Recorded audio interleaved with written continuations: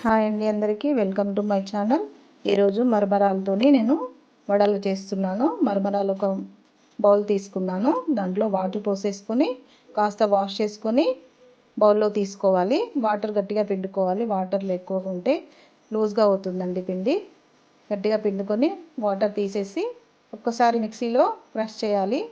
ఒక్కసారి కొంచెం తిప్పుకుంటే సరిపోతుంది, మరీ మెత్తగా అవసరం లేదు. తర్వాత ఒక ఆలుగడ్డ తురుము వేసుకోవాలి. దాంట్లోకి ఒక 3 స్పూన్ల బియ్యపిండి, 3 స్పూన్ల శనగపిండి వేసుకోవాలి. తర్వాత జీలకర్ర ఒక స్పూను, కరివేపాకు, కొత్తిమీర, ఆనియన్ వేసేసుకోవాలి. ఇదంతా ఫస్ట్ కలిపేసుకోవాలి. అందులో ఆలుగడ్డలో వాటర్ ఉంటుంది కదా, అందువల్ల ఇలా కలిపేసుకున్న తర్వాత దీంట్లోకి అన్ని కారం, ఉప్పు, ధనియాల పొడి, వంట సోడా వేసుకోవాలి. అన్నీ హాఫ్ స్పూన్ తీసుకున్నానండి.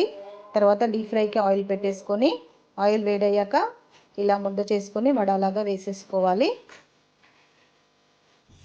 ఈ వడలు చాలా టేస్టీగా ఉంటాయి.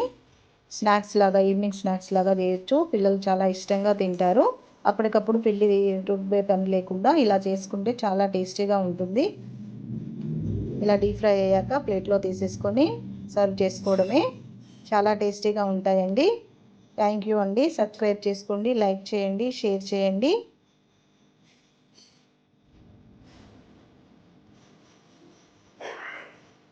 ఇలాగే వడలు కాకుండా దీంట్లో కొంచెం వాటర్ పోసేసుకొని పొంగనాల్లాగా వేసుకోవచ్చు, దోశలాగా కూడా వేసుకోవచ్చు. ఇదే పిండిని చాలా టేస్టీగా ఉంటుందండి. ఒకసారి ట్రై చేసి చూడండి.